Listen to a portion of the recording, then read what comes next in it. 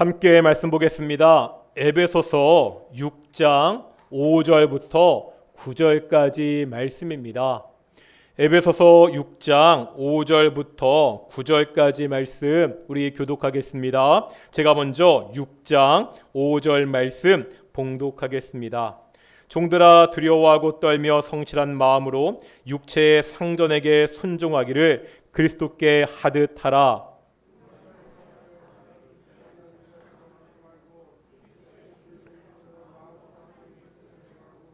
기쁜 마음으로 섬기기를 주께 하듯 하고 사람들에게 하듯 하지 말라.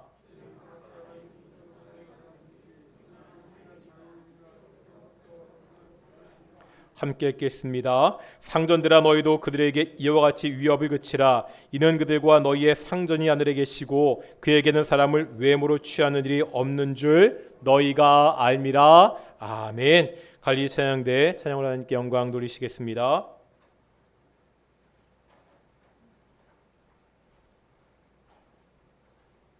2021년 7월 첫째 주입니다. 사실 오늘을 맥주 감사절로 이렇게 지키는 교회들도 있습니다. 이 맥주 감사절에 대해서는 교회들마다 좀 이야기들이 있습니다. 왜냐하면 다른 절기, 성탄절, 부활절, 추수감사절은 그냥 신약의 절기, 보통 신약 이후의 절기인데 왜 굳이 구약의 절기인 맥주 감사절을 지키느냐는 얘기들도 있고요.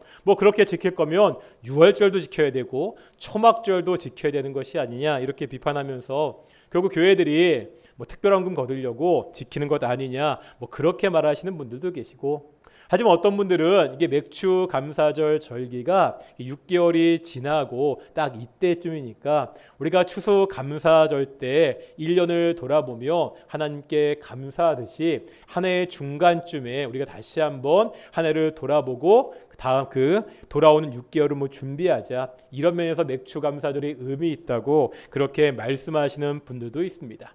우리 교회가 공식적으로 맥주 감사절 절기를 지키진 않지만 그 정신은 의미가 있는 것 같습니다. 이제 6개월이 지났지 않습니까? 6개월 동안 우리와 함께 하셨던 하나님을 한번 묵상하는 시간이 되었으면 좋겠고, 남은 6개월 하나님이 우리와 함께 하시도록 그렇게 소망하고 기대하는 그러한 시간이 되었으면 좋겠습니다. 우리 앞뒤 자아분들과 이렇게 한번 인사하겠습니다. 먼저 6개월 동안 하나님이 우리와 함께 하셨습니다. 먼저 인사하시고요. 앞으로 6개월도 하나님이 우리와 함께 하실 것입니다. 또 인사하겠습니다. 언제나 하나님이 함께 하시는 귀한 동인의 성도들이 되기를 소망합니다. 숙제 검사 해야 되죠. 좋은 얘기하다가 고린도전서 13장 오늘은 1절부터 10절까지 보겠습니다. 이제 3절 남았거든요. 오늘 빼면은요. 잽싸게 성경책 보시면서 이래저래 한번 우리 그동안 암송하셨던 분들도 포기하지 마시고 조금씩 암송하시고요. 우리 상품은 계속 고민하고 지금 준비하고 있으니까요. 7월 마지막 주에 선물 드릴 테니까 고린도전서 13장 오늘 할 거고요. 다음 주는요 다시 우리 시편 1편부터 다시 복습할 겁니다. 이제 얼마 안 남았으니까 이제는 처음부터 복습할 텐데 오늘은 고린도전서 13장 1절부터 가겠습니다. 시작.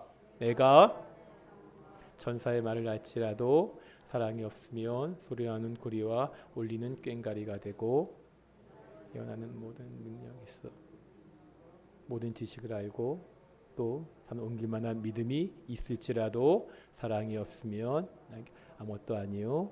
내가 내게 있는 모든 것으로 구제하고 또 내 몸을 불사르게 내어줄지라도 사랑이 없으면 내게 아무 유익이 없느니라. 사랑은 오래 참고 사랑은 온유하며 시기하지 아니하며 자랑하지 아니하며 교만하지 아니하며 무례히 행하지 아니하며 자기의 유익을 구하지 아니하며 성내지 아니하며 악한 것을 생각하지 아니하며 불의를 기뻐하지 아니하며 진리와 함께 기뻐하고 모든 것을 하며 모든 것을 믿으며 모든 것을 바라며 모든 것을 견디니라. 사랑은 언제까지나 떨어지지 아니하되 예언도 패하고 방언도 그치고 지식도 패하느니라. 우리는 부분적으로 알고 부분적으로 예언하니 온전한 것이 올 때에는 부분적으로 하던 것이 패하리라. 아멘. 잘 암송하시는 거죠. 지난주보다 목소리가 조금 작아지신 것 같으셔가지고요. 그래도 이렇게 하다 보면 언젠가는 우리 머릿속에 잘 남을 테니까 우리가 함께 좀 열심히 암송했으면 좋겠습니다. 저희 딸 아시죠? 저희 딸이 중학교 1학년입니다. 성도님들이 저희 딸을 보시고 또래에 비해서 키가 크다고들 많이 말씀하십니다. 그러면서 꼭 곁들이는 말이 있습니다. 엄마 아빠가 키가 크니 계속 키가 크겠다, 이런 말씀들을 하십니다. 아닌 경우도 있지만 키는 보통 부모를 닮는다고 합니다. 노력을 통해서 어느 정도 키가 더 자랄 수는 있지만 키는 타고나야 된다, 이런 이야기를 합니다. 머리 좋은 것도 타고나야 된다고 그렇게 이야기하지요. 학교 다닐 때 보면 정말로 공부 안 하는데 성적이 잘 나오는 친구들이 있습니다. 정말 좋은 머리를 타고난 사람들이 있습니다. 이렇게 키나 머리는 타고났다고 하는 것이 이해가 갑니다. 그렇다면 노력은 어떻죠? 노력도 타고나는 것입니까? 이런 말들을 합니다. 공부는 머리로 하는 것이 아니다. 공부는 뭐로 하는 거라고요? 들어보셨죠? 머리로 하는 것이 아니라 엉덩이로 하는 것이다. 무슨 뜻이죠? 책상에 오래 앉아 있는 사람이 공부를 잘한다는 말입니다. 어떤 사람은 한 20분, 30분도 집중해서 공부하지 못합니다. 그런데 어떤 사람은 하루 10시간도 앉아서 공부를 합니다. 이럴 때 보통은 오래 공부하지 못하는 사람에게 노력이 부족하다고 말하죠. 성공하려면 더 노력해야 된다, 이렇게 이야기합니다. 노력이라는 것을 개인의 의지의 문제라고 생각하기 때문입니다. 사람이 마음먹기에 따라 얼마든지 더 노력할 수 있다고 그렇게 보통 생각합니다. 그런데 이 노력도 타고난 것이라고 주장하는 사람들이 있습니다. 하루 종일 공부를 하는 사람은 그럴 수 있기 때문에 하는 것이라고 그렇게 말합니다. 이 말이 노력을 타고나지 못한 사람은 다 포기해라, 이런 뜻이 아닙니다. 자신이 열심히 노력해서 남들보다 더 성공하고 높은 지위에 올랐습니다. 그래도 잘난 척하지 말라는 거죠. 타고나서 남들보다, 그러니까 노력을 타고나서 남들보다 쉽게 성공했으니까 항상 겸손하게 다른 사람들을 돌봐야 된다고 그렇게 이야기하는 사람들도 있습니다. 아무리 이렇더라도요, 노력도 타고나야 된다는 말은 좀 억울한 생각이 들지 않습니까? 보통 부모 찬스라는 말을 쓰지 않습니까? 돈 많은 부모 밑에 태어나 다른 사람들보다 좀 인생을 쉽게 사는 사람들이 있습니다. 이 차이를 극복하려고 열심히 노력합니다. 그런데 이 노력마저 타고나야 된다면 어떤 생각이 드시나요? 이 노력이요, 타고난다는 말이 맞는지 틀리는지 잘 모르겠습니다. 하지만 이것을 통해서 다시 한번 분명히 확인하게 되는 것이 있습니다. 세상은 불공평하다는 것입니다. 성도님들은 어떻게 생각하시나요? 세상이 공평한가요? 노력은 타고나는 것이 아니라 자신의 의지에 따라 얼마든지 달라진다고 이야기해도 세상은 별로 공평해 보이지 않습니다. 노력 말고도 불공평해 보이는 것들이 세상에는 너무나 많이 있지 않습니까? 세상의 최고 부자 중 한 명인 빌 게이츠가 이런 말을 했습니다. 세상은 불공평하다. 그것에 익숙해져라. 세상은 불공평합니다. 이것을 먼저 인정하는 것이 좋습니다. 그래야 다음 단계로 나아갈 수 있습니다. 이것을 인정하지 못하면 불공평한 세상에 대해서 불평만 하다 끝나게 됩니다. 이런 이야기를 하는 것은 우리가 이제 노예 제도에 대해서 살펴보려고 하기 때문입니다. 몇 주 동안 가정에 대한 말씀을 계속해서 보았습니다. 부부관계, 부모와 자녀와의 관계에 대한 말씀입니다. 그 다음에 나오는 것이 오늘 본문이죠. 상전과 종에 대한 말씀입니다. 그런데 보면 앞에 두 관계와 좀 어울리지 않아 보이지 않습니까? 만약에 이것들이 인간관계에 대한 목록들을 모아둔 것이라면 다른 인간관계들도 얼마든지 있잖아요. 뭐 친구관계도 있고요. 스승과 제자와의 관계도 있습니다. 이웃과의 관계도 있습니다. 부부관계와 부모와 자녀와의 관계는 가정에 대한 말씀입니다. 지금 바울은 가정 내에서 어떠한 관계를 맺어야 되는지 말하고 있습니다. 그렇다면 마지막에 나오는 상전과 종의 관계 역시 무엇과 관련이 있지요? 가정과 관련이 있습니다. 당시에는요, 가정에 종이 있는 것이 아주 보편적이고 일반적인 모습이었습니다. 가정 내 관계를 이야기하면서 마지막으로 자연스럽게 상전과 종의 관계를 이야기할 수 있었습니다. 그런데 바로 이 지점에서 좀 불편하지 않습니까? 뭐가 불편하죠? 지금 당연하게 종이라는 제도를 인정하기 때문입니다. 노예의 제도가 있다는 것을 지금 전제하고 바울은 말하고 있습니다.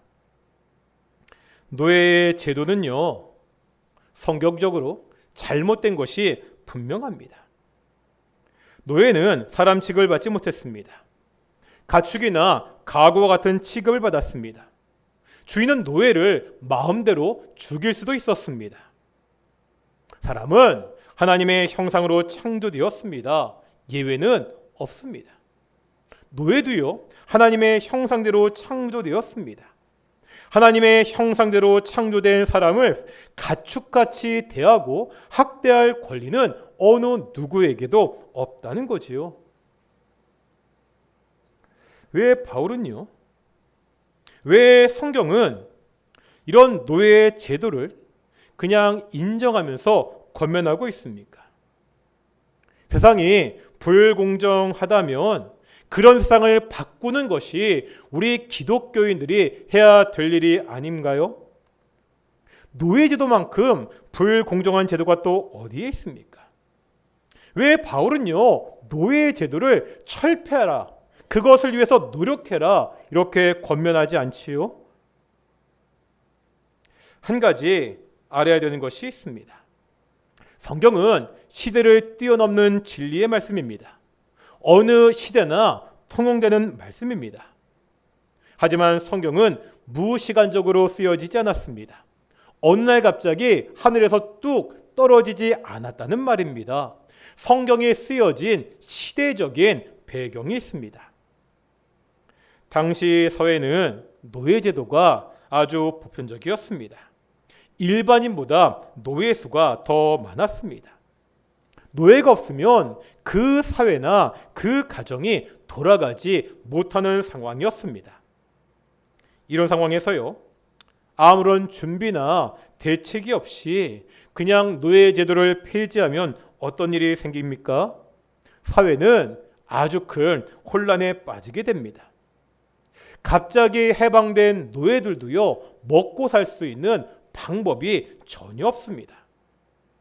이런 시대적 상황에서 노예제도를 폐지하는 것은 방향은 맞지요. 하지만 현실적이지는 않습니다. 그렇다면 어떻게 해야 되지요? 한번 우리가 당시의 상황으로 들어가 보겠습니다. 이런 비유가 좋진 않지만 내가 노예입니다. 노예로 아무런 희망도 없이 지내다가 복음을 듣고 예수님을 믿게 되었습니다. 예수님을 믿어 하나님의 자녀가 되었지만 내가 지금 노예라는 사실은 아무런 변화가 없습니다. 노예제도가 하나님의 뜻과 어긋난 제도라는 것을 알고 있습니다. 어떻게 해야 되죠? 당장 노예제 폐지를 주장하고 데모를 해야 됩니까? 주인의 집에서 도망이라도 쳐서 자유민으로 살 길을 모색해야 됩니까? 당시에 이렇게 한다면 돌아오는 것은 가혹한 체벌과 죽음뿐일 것입니다. 이제 한번 신분을 바꿔보겠습니다. 내가 주인입니다. 역시 주인인 내가 복음을 듣고 예수님을 믿게 되었습니다. 그러면 이제 나는 당장 집과 농장에서 일하는 모든 노예들을 풀어줘야 됩니까? 그렇게 하면 가정을 지탱하던 모든 사회적 기반들은 무너져 버릴 것입니다. 어떻게 해야 되죠? 무엇이 정답입니까? 처음에 드렸던 말씀으로 돌아갑니다. 우리는 이 사회가 불공평하다는 것을 인정해야 됩니다. 인간의 죄로 말미암아 사회제도도 타락했습니다. 지금 악한 제도가 이 사회를 지배하고 있습니다. 예수님이 다시 오시고요, 새하늘과 새 땅이 임할 때까지 이 사회는 불공평하고 죄악된 일이 계속해서 반복될 것입니다. 이 말이요, 어쩔 수 없으니까 다 인정하고 그냥 포기하고 살아라, 이런 말이 아닙니다. 불공평하고요, 악한 제도를 바꿔나갈 책임이 예수님을 믿는 우리에게는 분명히 있습니다. 어떻게 바꿔야 되지요? 궁극적으로는요, 이 노예제도가 철폐되도록 해야 됩니다. 하지만 당장은요, 노예제도를 철폐하는 것이 현실적이지 않습니다. 시간도 굉장히 많이 필요합니다. 어떻게 됩니까? 이런 상황에서요, 노예제도라는 형식은 그대로 두더라도 그 내용은 바꿀 수 있습니다. 내용을 바꿔서 그 형식을 무기력하게 할 수 있다는 말입니다. 이런 식이죠. 노예제도라는 형식은 그대로 있습니다. 하지만 그 주인과 노예의 관계를 새롭게 해서 노예제도라는 형식을 예전과는 다르게 만들 수 있다는 것입니다. 이것이 오늘 본문에서 성경이 노예제도를 접근하는 방식입니다. 노예제도 자체는 그대로 있다는 것을 지금 전제로 하고 있죠. 그런데 권면하는 내용을 보겠습니다. 놀라운 점이 있습니다. 먼저 5절 보겠습니다. 5절입니다. 지금 5절에 어떻게 시작하고 있죠? 종들아, 이렇게 시작하고 있습니다. 지금 바울이 종들을 직접 부르고 있습니다. 종은 이러면서 종에 대한 일반적인 이야기를 하는 것이 아니라 종들아, 종을, 노예들을 직접 부르면서 권면하고 있습니다. 이것이 무엇을 의미하지요? 에베소서는 어떤 책입니까? 바울이 에베소 교회에 쓴 편지입니다. 그렇다면 이 편지를 읽고 있는 사람들은 누구죠? 에베소 교회 성도들입니다. 바울은 지금 에베소 교회 안에 있는 노예들을 부르며 권면하고 있습니다. 노예들에게 직접 권면한다는 것은 그 노예들을 교회 공동체의 일원으로 인정하고 있다는 것입니다. 우리가 그동안 배웠습니다. 교회는 그리스도의 몸입니다. 바울은 노예도요, 그리스도의 몸의 한 지체로서 권면하고 있습니다. 또 있죠. 교회는 하나님의 권속. 권속이 무슨 뜻이었죠? 하나님의 가족입니다. 바울은 노예도요, 하나님의 가족의 한 일원으로 권면하고 있습니다. 이것은 놀라운 인식의 변화입니다. 노예 제도화에서 노예는 사람이 아니었습니다. 결코 가족의 일원이 될 수가 없습니다. 그리스도락을 대표하는 아리스토텔레스는 노예는 살아있는 도구라고 이렇게 이야기했습니다. 그런 노예를 한 인격체로 대하는 것을 넘어서고 있습니다. 바울이 어떻게 지금 대하고 있죠? 나와 한 몸으로, 나와 한 가족으로 인정하고 권면하고 있습니다. 노예라는 대외적인 형식은 그대로 있습니다. 하지만 노예를요, 세상의 방법으로 대하지 않습니다. 한 몸으로, 한 형제로 대하고 있습니다. 형식은 그대로 있지만 그 내용은 완전히 바뀌었습니다. 상전들에 대한 권면도 마찬가지입니다. 당시 사람들도 주인들이 노예를 어떻게 다뤄야 되는지 그런 이야기들을 했을 것입니다. 소나 말도 관리하잖아요. 별반 다를 것이 없었을 것입니다. 노예들에게 이렇게 해라, 저렇게 해라.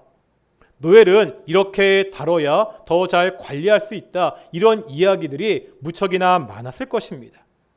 그런데 오늘 본문에서 주인들에게 하는 권면은 이런 관리의 차원이 아닙니다. 노예와의 새로운 관계를 전제로 하고 있습니다. 한번 오늘 본문 9절 보실까요? 9절입니다. 같이 읽겠습니다. 시작.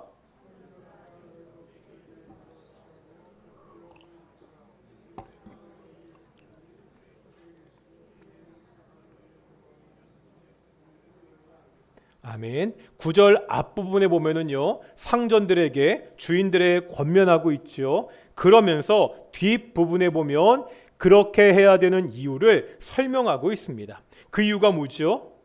이는 그들과 너희의 상전이 하늘에 계시고 그에게는 사람을 외모로 취하는 일이 없는 줄 너희가 알미라. 공동번역은 이 구절을 이렇게 번역합니다. 그들에게나 여러분에게 주인 되시는 분은 하늘에 계시며 또 그분은 모든 사람을 차별 없이 대해 주신다는 것을 알아두십시오. 뭐라고 권면하고 있지요? 지금 또 다른 상전이 있다는 거죠. 예수님은 주인이나 종들에게 다 하늘에 계신 상전입니다. 예수님은 모든 사람을 차별 없이 대하시는 분이십니다. 예수님 앞에서 종이나 주인이라 다를 것이 없고 똑같은 존재라는 것을 그렇게 말씀하고 있습니다. 한번 앞에 있는 에베소서 5장 보겠습니다. 5장 21절 보실까요? 5장 21절입니다. 읽겠습니다. 시작.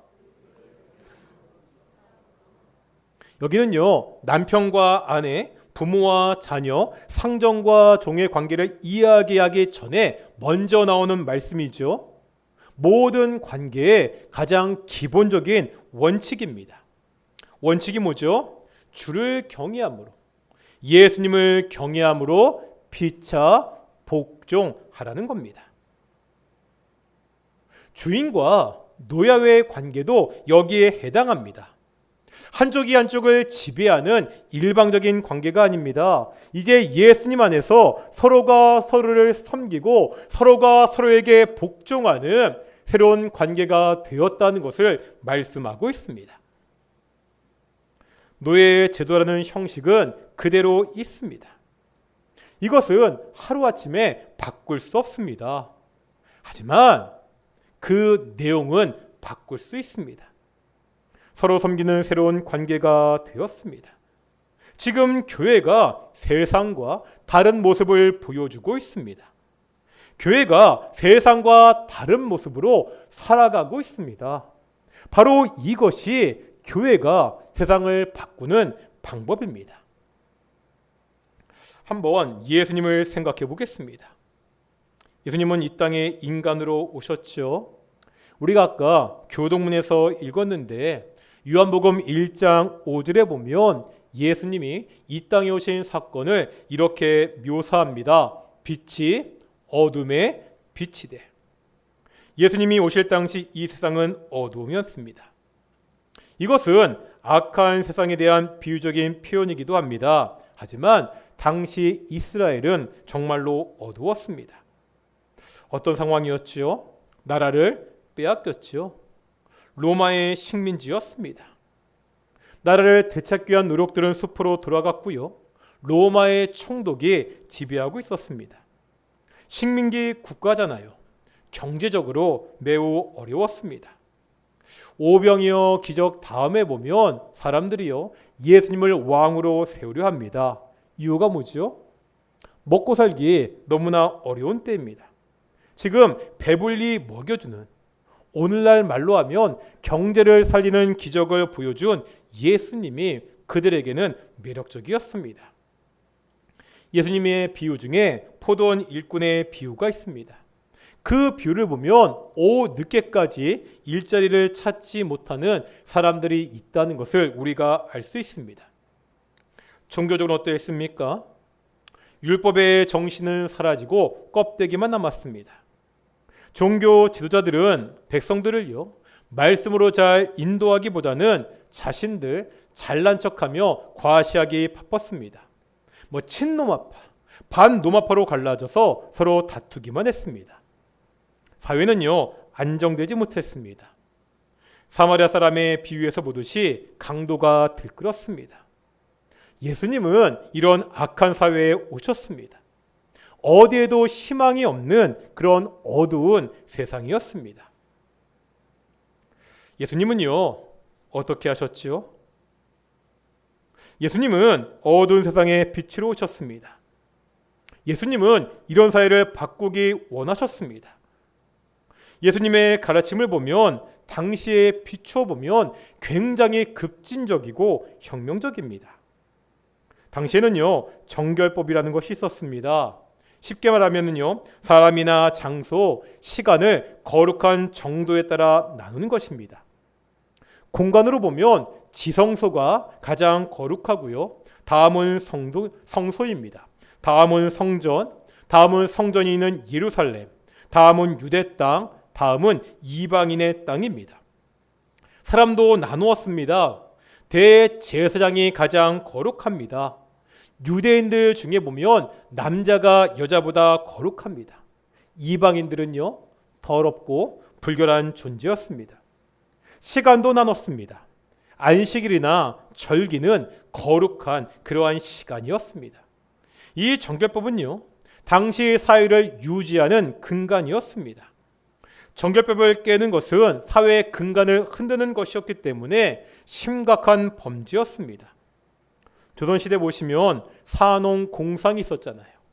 이 신분계급을 깨려는 시도는 반역죄로 취급을 받았습니다. 그런데 예수님을 보면은요, 이 정결법의 근간을 흔드셨습니다. 어떻게 하셨죠? 이방인의 땅으로 가셨습니다. 이방인들과 만나 교제하셨습니다. 거룩하다는 그 종교 지도자들 뭐라 불렀죠? 독사라고, 회칠한 무덤이라고 말씀하고 있습니다. 거룩한 날인 안식일의 규례를 어기기도 했습니다. 자신을요, 하나님의 아들이라고 하시고요, 또 어떻게 하셨죠? 가장 거룩한 장소인 성전을 헐라, 이렇게도 말씀하셨습니다. 산상설교에 나오는 예수님의 가르침을 보면 구약의 율법 자체를 흔드는 것처럼 보이기도 합니다. 물론 이 모든 것은 오해죠. 예수님은요, 율법을 무시하는 것이 아니라 하나님이 처음 주셨던 그 율법의 의미를 회복하셨습니다. 하지만 당시 사람들이 보기에 예수님의 말씀과 예수님의 행동은 너무나 급진적이었습니다. 예수님을 위험한 인물이라고 판단했습니다. 사회를 흔드는, 자신들의 기득권을 위협하는 존재로 생각했습니다. 결국 어떻게 했죠? 예수님을 십자가에 죽이고 말았습니다. 이런 급진적인 가르침을 주셨던 예수님은 어떻게 하셨죠? 사람들을 모았나요? 힘을 모아서 로마의 압제에 대항하셨습니까? 예루살렘 정치에 합류하셔서 정치 세력을 잡고 세상을 바꾸지 않으셨습니다. 실에 빠진 그 사람들을 조직하고 모아서 사회의 혁명을 꾀하지도 않으셨습니다. 예수님은 어떻게 하셨죠? 예수님은 12 제자를 모으셨습니다. 이들을 중심으로 이 땅에 하나님의 공동체 교회를 세우셨습니다. 교회가 어두운 세상에서 예수님의 방법이었습니다. 교회가 악한 세상에서 예수님의 대안이었습니다. 하나님을 거부하고요, 사단의 지배를 받는 세상, 빛을 거부하고 어둠을 좋아하는 세상 가운데서 하나님을 따르고 빛으로 살아가는 사람들의 공동체를 세우셨습니다. 이것이 예수님이 세상을 바꾸시는 방법이었습니다. 악한 세상을 확 뒤집어 바꾸지 않으셨습니다. 다르게 사는 사람들, 하나님의 뜻대로 살아가는 사람들의 공동체를 세우셨습니다. 바로 이 사람들이 살아가는 모습을 통해서 이 세상을 바꾸기 원하셨습니다. 세상이 살아가는 그러한 삶만 있는 것이 아니라 다르게 살아가는 삶도 있다는 것을 악한 세상에 보여주기 원하셨습니다. 누구를 통해서요? 바로 우리 교회를 통해서입니다. 노예라는 악한 제도는요, 그대로 남아 있습니다. 하지만 교회는 그 악한 제도의 내용을 바꾸었습니다. 악한 제도가 더 이상 힘을 쓰지 못하게 만들었습니다. 모든 사람은 하나님 앞에서 평등하다는 것을 제도나 형식이 아니라 어떻게 보여주고 있죠? 삶으로 보여주었습니다. 그럴 때 노예라는 악한 제도는 더 이상 힘을 발휘하지 못합니다. 세상은 악합니다. 세상은 불공평합니다. 맞지요? 이것을 한 번에 다 뒤집어 바꿀 수는 없습니다. 하지만 이런 상황에서 교회가 할 수 있는 일이 있다는 거지요. 세상과 다르게 사는 것입니다. 세상의 가치관과 다르게 사는 것입니다. 이런 교회의 모습을 통해 이 악한 세상에서 하나님의 통치가 점차 확장될 수 있습니다. 한국 교회는 어떻지요? 한국 교회의 모습을 통해 한국 교회의 성도들이 살아가는 모습을 통해서 지금 대한민국이 좀 더 좋은 방향으로 바뀌고 있습니까? 우리는 어떻습니까? 우리 동인교회 성도들의 삶의 모습은 어떤가요? 세상 사람들에게 다른 모습을 보여주고 있습니까? 세상은 돈과 성공을 최고의 가치로 평가합니다. 우리는요, 우리 동인의 성도들은 이런 세상과 다른 가치를 추구하며 살고 있습니까? 우리의 자녀들에게 세상의 가치가 아니라 신앙의 가치를 가르치며 살고 있습니까? 제가 한번 전에도 읽어드린 적이 있는 것 같은데 신영복 선생님의 강의라는 책에 보면 이런 구절이 있습니다. 세상에는 지혜로운 사람과 어리석은 사람이라는 두 가지 종류의 사람이 있습니다. 지혜로운 사람은 세상에 자신을 잘 맞추는 사람이며 어리석은 사람은 참으로 어리석게도 세상을 자신에게 맞추려고 하는 사람입니다. 그러나 역설적이게도 어리석은 사람들의 우직함이 세상을 조금씩 나은 것으로 바꿔 간다는 것은 사실입니다. 세상에 지혜롭게 영합하는 사람들만 있다면 세상이 바뀔 수 있는 가능성은 없는 법이지요. 그나마 조금씩 바뀌어 나가는 것은 세상을 우리에게 맞추려는 우직한 노력 때문이지요. 어떻습니까? 우리가 어떻게 살아가야 됩니까? 예수님 안에서 어리석은 우직함으로 이 세상을 바꾸어가는 우리 동인의 성도들이 되시기를 축원합니다. 오늘 우리가 이 말씀을 묵상하며 함께 기도하기를 소망합니다. 하나님, 세상이 약합니다. 세상이 불공평합니다. 우리가 어떻게 살아갈 수 있습니까? 이 땅 가운데서 우리가 세상과 다르게 살아가게 해 주십시오. 바로 나의 모습을 통해서 이 세상이 바뀌게 해 주시옵소서. 하나님, 한국 교회가 이 대한민국 사회 가운데 다르게 살아가는 모습을 통해서 좋은 방향으로 바꿀 수 있는 그러한 집단들이, 그러한 교회가 될 수 있도록 우리 함께 기도하며 나가겠습니다. 함께 기도하시겠습니다. 거룩하고 존귀하신 아버지 하나님, 우리가 악한 세상에 살고 있습니다. 불공정한 세상에 살고 있습니다. 하나님,